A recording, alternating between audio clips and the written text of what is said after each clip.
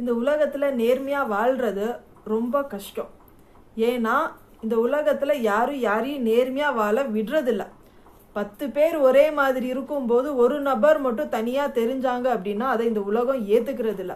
எல்லாத்தோட சட்டையிலயும் கரை இருக்கு, ஒருத்தவங்க சட்டை மட்டும் வெள்ளையா பளிச்சுன்னு இருந்தது அப்படின்னா எப்படி அதுல கரை படிய வைக்கலாம் அப்படின்றதுதான் இந்த உலகத்தோட பார்வையா இருக்கு. நேர்மையாகவும் நல்லவனாகவும் வாழ்றது ரொம்ப கடினம். ஆனா அப்படி வாழ்ந்துட்டோம்னா அதனால கிடைக்கிற பயன்கள் ரொம்ப ஜாஸ்தி. என்னன்னா படுத்த உடனே அவங்களுக்கு தூக்கம் வரும், நிம்மதியான தூக்கம் வரும். பாவ புண்ணிய கணக்கு பார்க்க தேவையே இல்லை. எந்த குற்ற உணர்வும் மனசுக்குள்ள இருக்காது.